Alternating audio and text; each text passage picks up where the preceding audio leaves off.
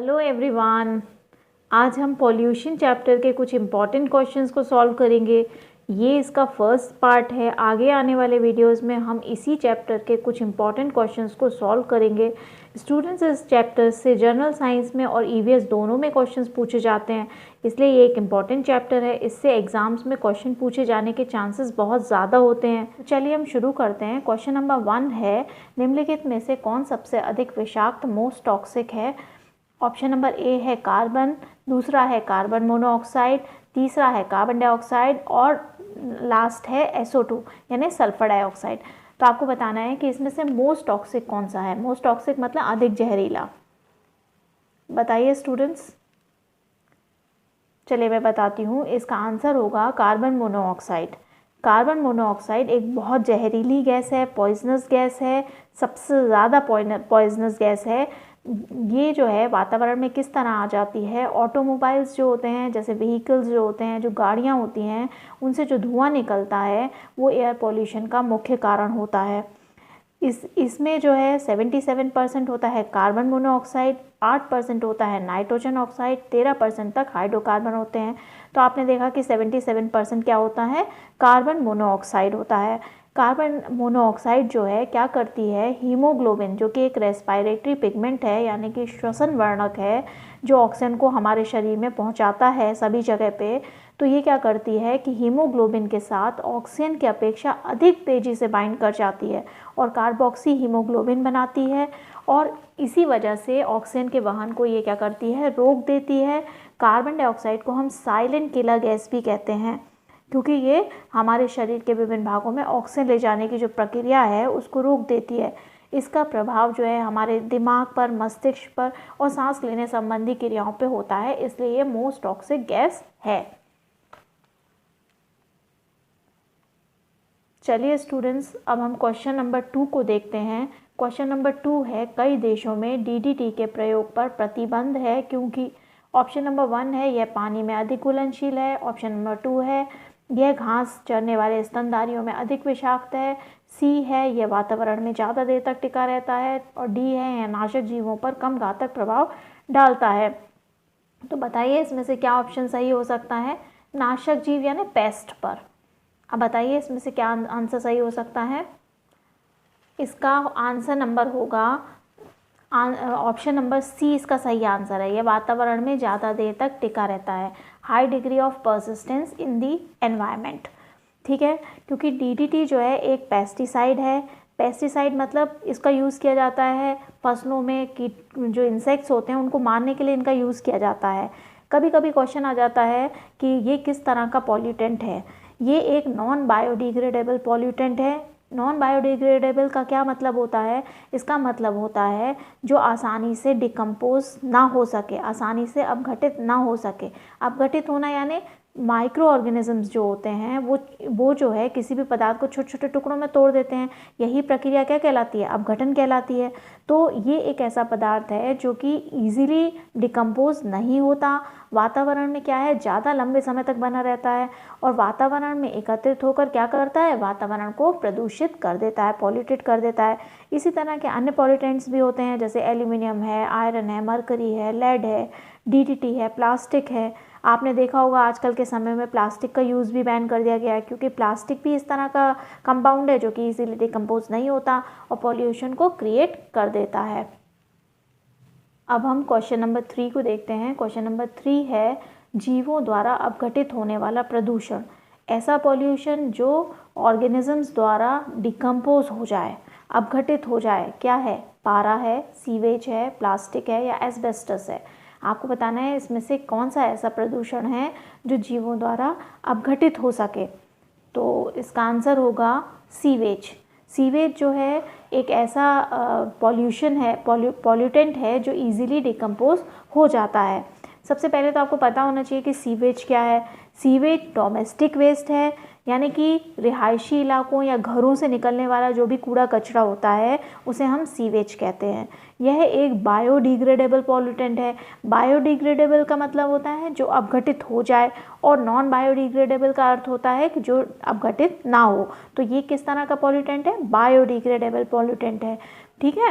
ये micro organism द्वारा कुछ समय में यानी कुछ महीने में या फिर कुछ हफ्ते में डिकम्पोज हो जाता है।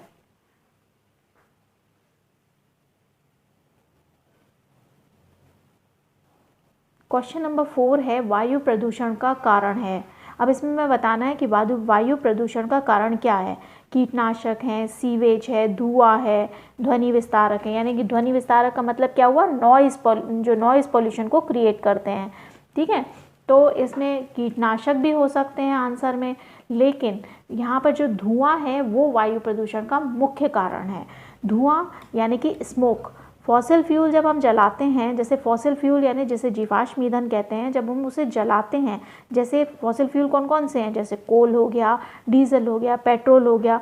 तो जब कोयला, डीजल, पेट्रोल को हम जलाते हैं तो उनसे जो गैसेस निकलती हैं वो क्या करती हैं, वातावरण को प्रदूषित करती हैं। उससे कौन कौन सी गैसेस निकलती हैं, जैसे कार्बन डाइऑक्साइड हो गई, नाइट्रोजन डाइऑक्साइड हो गई, सल्फर डाइऑक्साइड हो गई, लेड हो गया, ये सब वायु को प्रदूषित करते हैं। इन्हें ही हम क्या कहते हैं, एयर पॉल्यूटेंट्स या वायु प्रदूषक कहते हैं। अब हम क्वेश्चन नंबर 5 देखते हैं। सन 1992 में पर्यावरण सुरक्षा से संबंधित प्रथम पृथ्वी सम्मेलन किस शहर में हुआ?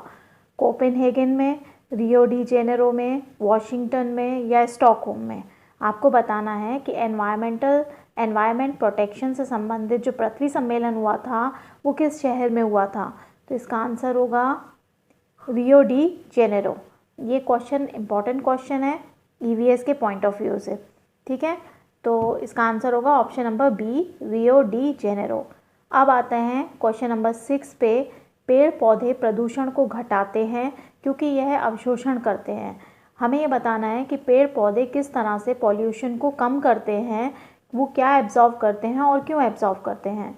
तो इसका आंसर होगा सल्फर डाइऑक्साइड। ऑप्शन है sulphur dioxide, carbon monoxide, carbon dioxide और नाइट्रोजन। तो बताइए, ये तो बहुत सरल सा क्वेश्चन है। चलिए मैं बताती हूँ, इसका आंसर होगा answer number C, carbon dioxide. ठीक है, कार्बन डाइऑक्साइड गैस जो है वो पेड़ पौधे अवशोषित करते हैं जिससे प्रदूषण कम होता है। सनलाइट की प्रेजेंस में ग्रीन प्लांट्स जो होते हैं कार्बन डाइऑक्साइड और वाटर को यूज़ करके कार्बोहाइड्रेट या कह सकते हैं फूड उसको बनाते हैं, भोजन बनाते हैं। इस प्रक्रिया को प्रकाश संश्लेषण कहते हैं। हरे पौधे का कार्बन डाइऑक्साइड और जल को यूज़ करके भोजन का बनाना प्रकाश संश्लेषण कहलाता है। इस क्रिया में क्या होता है कि CO2 ली जाती है और O2 रिलीज़ होती है, O2 रिलीज़ की जाती है। इससे वातावरण क्या हो जाता है, शुद्ध हो जाता है, प्योर हो जाता है। इस तरह से पेड़ पौधे प्रदूषण को घटाते हैं। क्वेश्चन नंबर 7 है पेस्टिसाइड्स और केमिकल फर्टिलाइजर्स के अत्यधिक प्रयोग से मुख्यतः होता है। क्या होता है, एयर पॉल्यूशन होता है या थर्मल पॉल्यूशन होता है या फिर मृदा प्रदूषण होता है या विकिरण प्रदूषण होता है। हमको बताना है इसमें से क्या होता है। पेस्टिसाइड्स क्या होते हैं, पेस्टिसाइड जो कि फसलों पे इंसेक्ट्स को मारने के लिए यूज़ होते हैं उन्हें हम पेस्टिसाइड्स कहते हैं, जैसे DDT वगैरह। और रासायनिक उर्वरक क्या होते हैं, रासायनिक उर्वरक वे होते हैं जिन्हें सॉइल में डाला जाता है फसल की उत्पादन बढ़ाने के लिए, उन्हें हम केमिकल फर्टिलाइजर्स कहते हैं। जैसे आपने सुना होगा यूरिया का यूज़ होता है।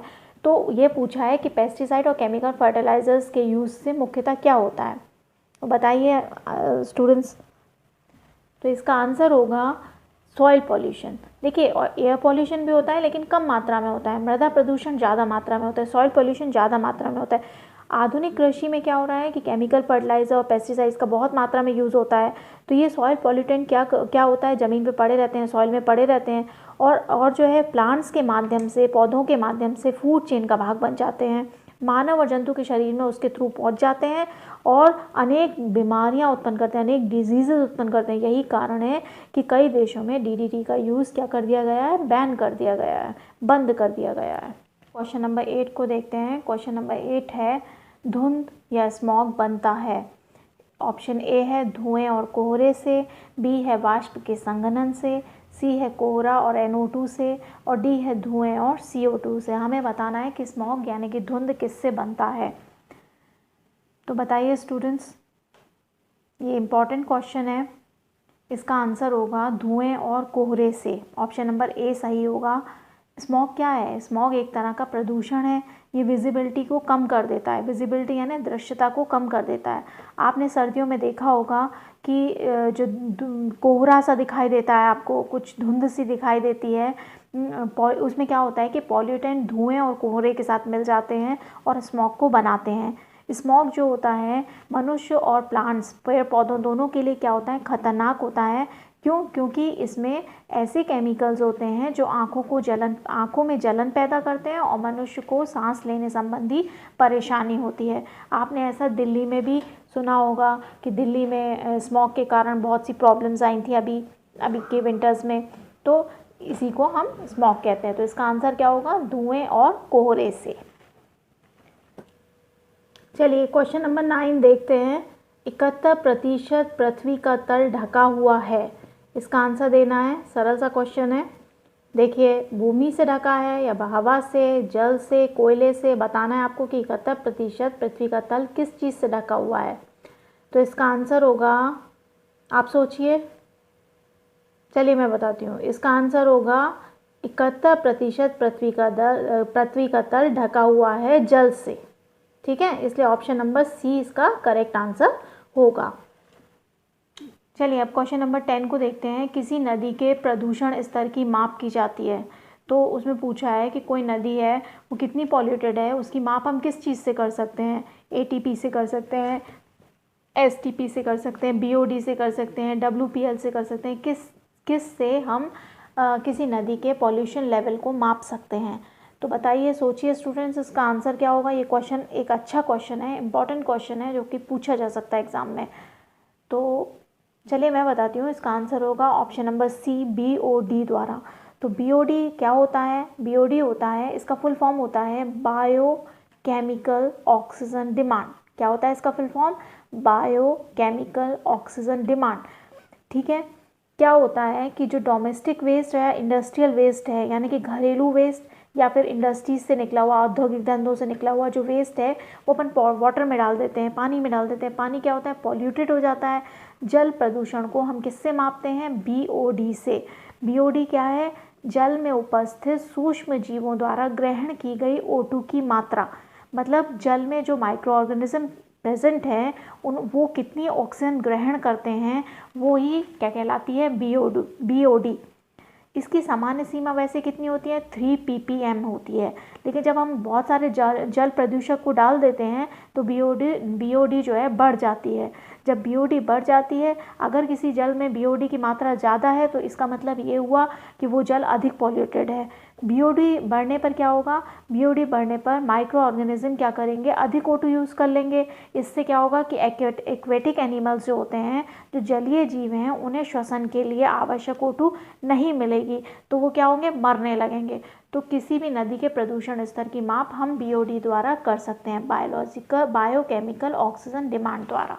ठीक है स्टूडेंट्स, अब आगे के क्वेश्चंस जो कि प्रदूषण से रिलेटेड ही होंगे, आगे आने वाले वीडियोस में आपको मिलेंगे।